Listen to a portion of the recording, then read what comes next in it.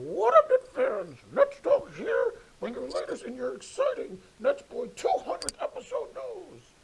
Welcome to part 2 of NetsBoy's 200th episode. Wow! If you recall, we are counting down the top 10 worst Nets over the last 20 years.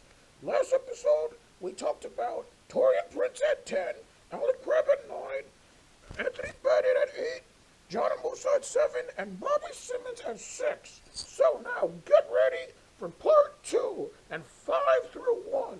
All right, let's go. I'm uncomfortable. Put me down. Start the intro.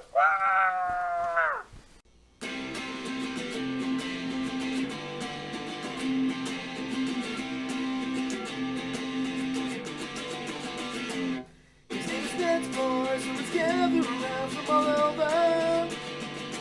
His name is NetsBoy, so let's hear what he has to say. His name is NetsBoy, he thinks the world is all over. When the Nets just can't play. What up, Net fans? NetsBoy here, bringing you latest in your part 2 on my 200th episode Brooklyn Nets news. Yeah! Thank you again, NetDog, for that very wonderful intro. Maybe that's something I'll start doing regularly. I don't know. Having NetDog introduce the episodes and, summarize what happened in the previous one. Maybe.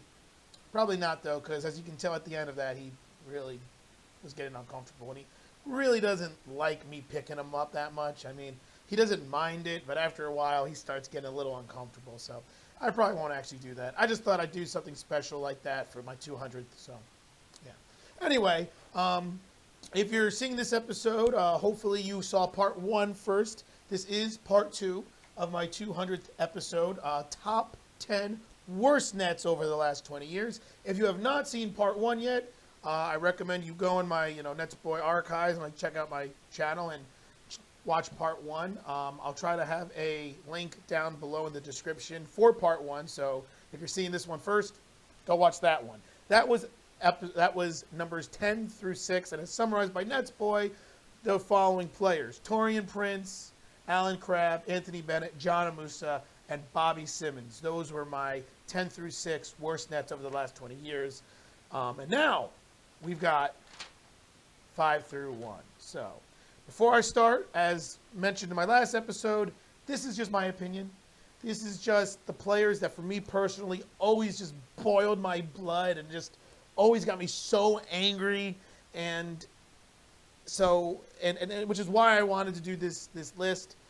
As I mentioned before in my last episode, everything's been going really, really well for the Nets. No, knock on wood. At least it looks like that. And I just felt that I had to bring some negativity in, because after all, NetsBoy was always meant to be a negative thing, believe it or not. I always started this because I wanted to vent my frustration with the Nets over 6 years ago. And really, I don't know if anyone knows this, but my original plan was just to be called Angry Nets Fan. And that was literally what it was going to be about. And it was just going to be, every episode was me screaming and yelling about what the Nets are doing and why they're one of the biggest jokes in the NBA. But what ended up happening was the Nets ended up becoming decent-ish, and I ended up just finding myself just analyzing them. So that's a fun little tidbit. I don't know if anyone knew that. Probably no one did. But I decided for my 200th to go back into my roots, as shown in part 1. And we're going to continue here in part 2, top 10 worst Nets over the last 20 years. Thought it would be fun. And once again, well, not once again, but one of the things I did do is, if you do the math, top 10 worst Nets over the last 20 years, 10 times 20 is 200. So that was another reason why I decided to do this negative list. So let's go. Let's dive right in. A lot to discuss, a lot of venting and frustration and yelling. So here we go with number 5, Travis Outlaw. Now, Travis Outlaw played, I don't think it was like 2006, 2007, sometime around there. And he was one of these players, like a lot of players on this list, and we touched upon before, like the Bobby Simmons and the Alan Crabbs of the world, that just had a lot of hype surrounding the signing. I remember when the Nets got Travis Outlaw, everyone was saying he's going to be the next great wing.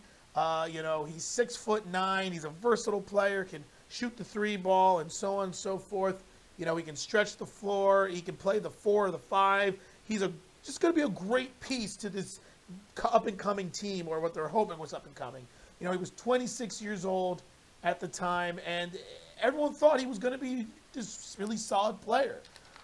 He did put up decent numbers with the Nets, 9.2 points per game, 4 rebounds, 1 assist, but shot 37% from the field and 32% from 3.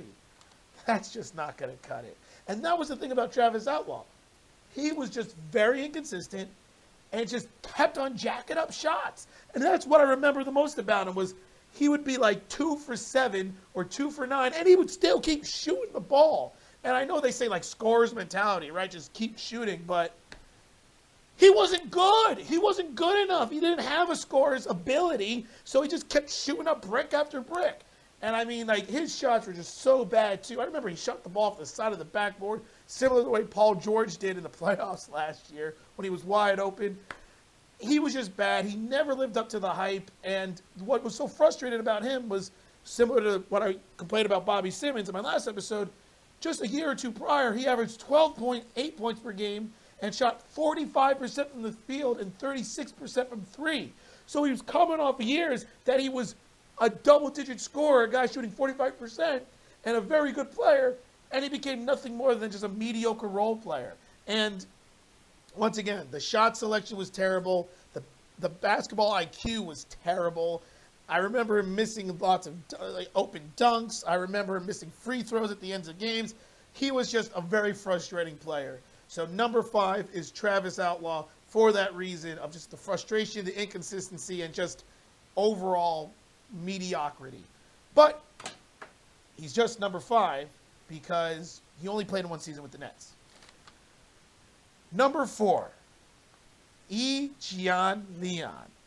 Now, there's a lot that I could dive into with E, but, you know, I'm going to try to keep it under like 2-3 minutes because I could say a lot. Gian Leon was traded to the Nets in the Richard Jefferson trade with Bobby Simmons, as mentioned in the previous episode. It was Gian Leon and Bobby Simmons for Richard Jefferson. Now, on paper, this seemed like a very good trade. Bobby Simmons, we know, was an adequate small forward at the time, and Gian Leon had all this hype, right? He was supposed to be, you know, the second Yao Ming. You know, he was Yao Ming's little brother. You know, he was supposed to be just as good as Yao. He was 7 feet tall. He could stretch the floor out. He could post up. He could finish. He was just this overall skilled big man, and there was so much hype. And I remember a big reason why he was traded to the Nets was that his agent did not like that he was drafted by the Bucks. He thought that he was too small of a market. He wanted him to be, you know, on the East Coast with, you know, the spotlight because his client was a star. Gian Leon for the Nets played 2 seasons, 113 games, started 103 of those, averaged 10.2 points per game, 6.2 rebounds per game, and 0.6 blocks. Not terrible numbers, but certainly not all-star, superstar potential numbers. Oh, and the guy shot 39% from the field as a 7-foot big. You should never shoot worse than like 45% if you're a big guy, because every basket should be layups and dunks. Yet somehow he shot 39%. And I'll tell you why. He just never had the toughness and the physical strength and physicality to play in the post. That was the reality. He ended up becoming a finesse player, shooting mid-range jump shots and threes, which he ended up becoming respectable at. But that was the thing. If he was going to be the second version of Yao Ming or the next great player like that, he needed to play more in the post. He never got there, never established much more than just being a solid role player. And that's why he's on this list. That's why he's number 4, because so much potential surrounding him. And I just remember him always losing the ball, always getting stripped, always getting out-muscled, just getting completely beat up all the time, and just being overall a complete disaster and frustrating to watch. But he's number 4 because he still was an adequate rotation player for the Nets, and he wasn't worthless, but still someone who just never even came close to living up to the hype. Gian Leon. Now, number 3. Number 3 is a player that I think a lot of Net fans forgot played for the Nets. And he only played in 24 games with the Nets. but he was so useless that I had to have him on this list, even with 24 games. And that was Jamal Mcgloor. Now, Jamal Mcgloor, if you recall, when he signed with the Nets, there was, once again, tons of hype. Everyone said the Nets finally found their center. They finally found their big. He's going to help this team tremendously. You know, he's going to be a double-double machine. You know, he's everything the Nets need. He was only 28 years old at the time. You know, just a couple years prior, he was an all-star. And so everyone said, here he comes, Jamal Mcgloor. Well, in those 24 games, he averaged 1.8 points per game and 3.4 rebounds per game. 1.8 and 3. Jamal Mcgloor. And what? And the thing about him was, in those 24 games, it wasn't really that he didn't play because he was hurt, though he did have an ankle injury and so on and so forth. He just didn't play because he was so bad. He couldn't even crack the rotation. That's why he played in 24 games. So he was so bad he couldn't even earn minutes on a very mediocre Nets team. How could this guy be drafted, signed as a free agent with all this hype coming off an all-star season just 2 years prior and not even crack the rotation? And I do remember when he played, he was just so unathletic. He was 28 years old. He looked like he was 48. He could barely jump. I remember he once grazed the rim on a dunk, and the whole bench went nuts. He was 6'9", 6'10". Like, are you kidding me? He missed so many layups. He wasn't a good defensive player. He had no lateral quickness at all. He was just useless. And that's why he only played in 24 games. Oh, my God. And his career basically ended shortly after he was waived by the Nets. I think he signed with the Mavericks and didn't really go anywhere with that. He was just a huge bust. But he had so much hype. So he's on this list at number 3 because I remember, like it was yesterday, my dad telling me, hey, the Nets, they finally figured out their center position. They got this guy, Jamal Mcgloor. And I looked up his stats, and I'm like, wow, the guy averaged 13 points and 12 rebounds a couple years ago. This guy's going to be great. He's going to be a double-double machine. Couldn't even crack the rotation. But he's just number 3 because, well, like I said, he played only 24 games, so it's hard to get on him that much, but that's just how bad he was. So, Jamal Mcgloor, number 3. All right, now I got to get ready for number 2 and number 1. Now,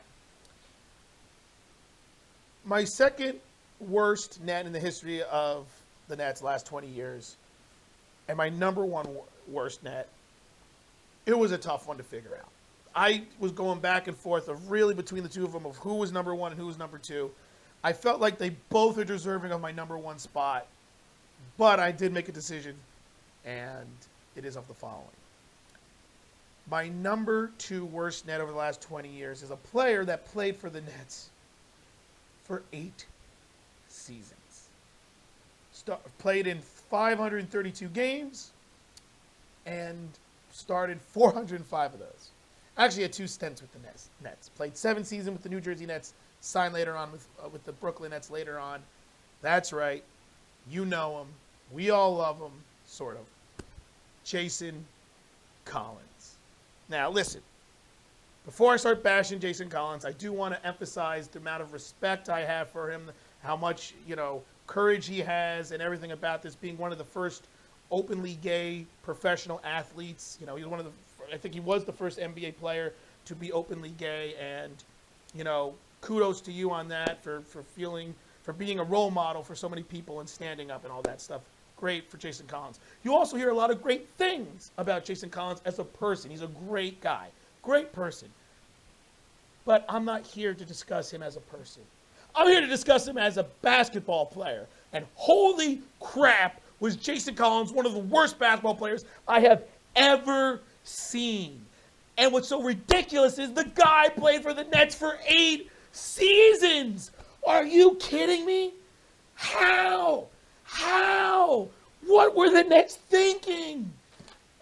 How? He started 405 games. The guy averaged 4.3 points per game, 4.4 rebounds, and 0.6 blocks per game. They shot 41% from the field as a 7-footer. Remember what I was complaining about with E? As a 7-footer, you should accidentally, shoot 45 to 48% just because you're getting rebounds and dunks and layups. No, 41%, because he couldn't do anything. Every time he was in, I just didn't understand it. And he started 405 games. He was with the Nets for 7 years before he left the Nets, just to come back a couple years later when they were the Brooklyn Nets. It was so frustrating. He could do nothing. He had no post game. He had no offensive ability at all. He wasn't a great shot blocker. He was a mediocre rebounder. The guy played 24 minutes a game, only 4.4 rebounds, 0.6 blocks.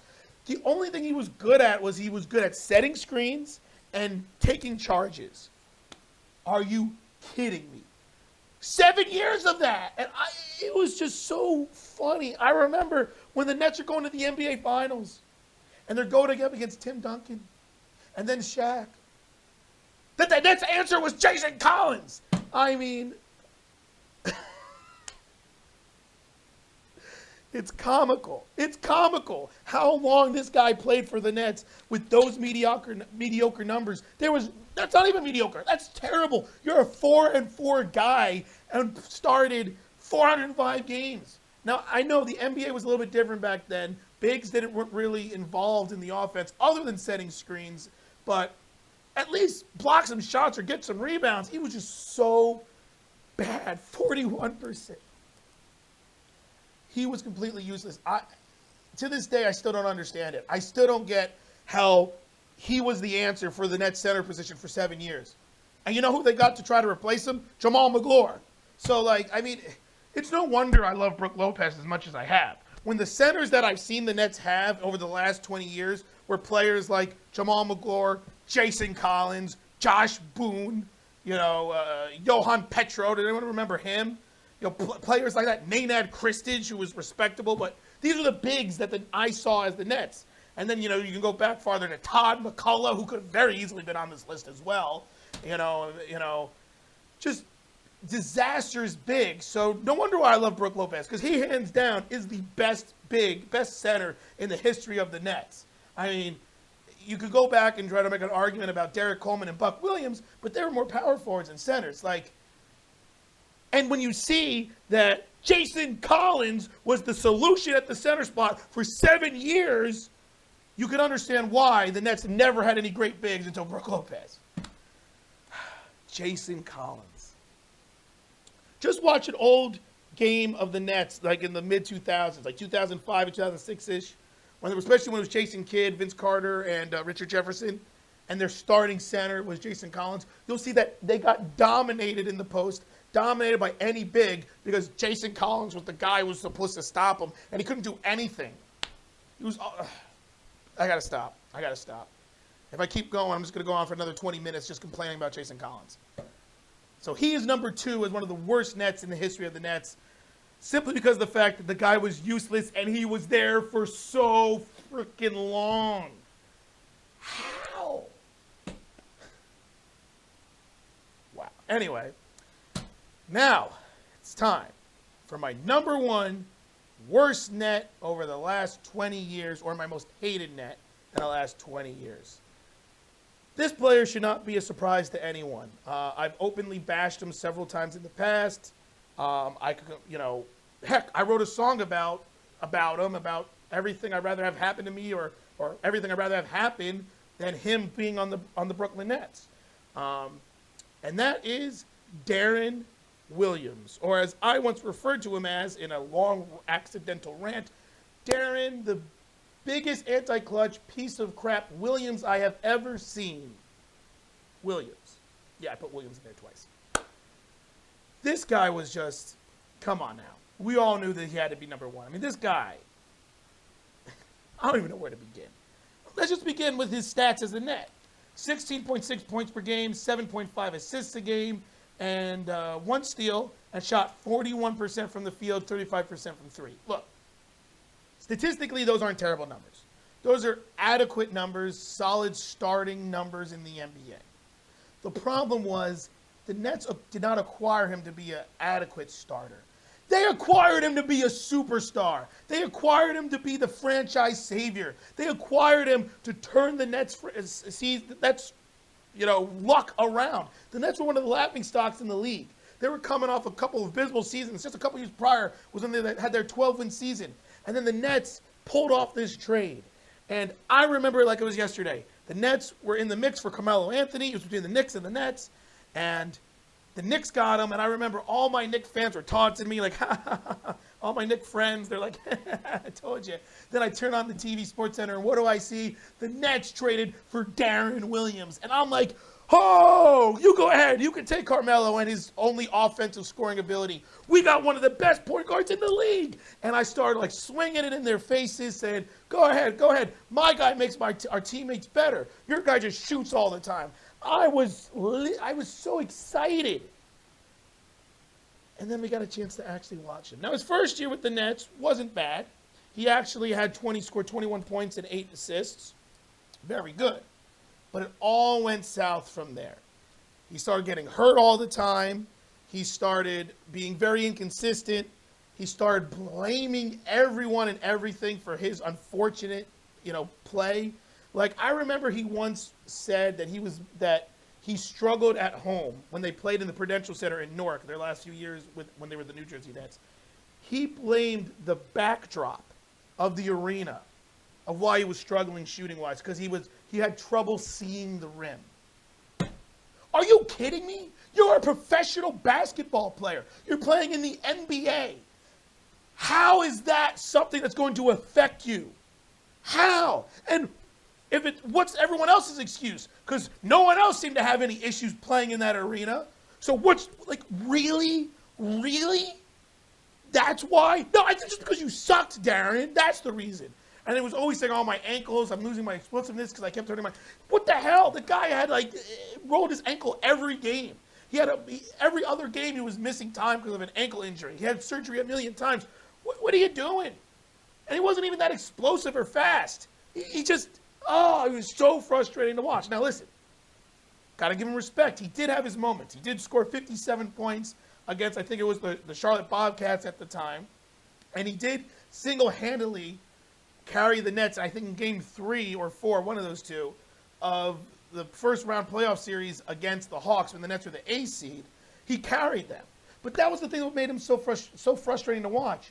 You saw what he could have done. You saw what he could have been. You saw what we wanted him to be when he scores 57 points and was a double-double. But he did that once in a blue moon. 90% of the time, he was being outplayed by every other starting point guard.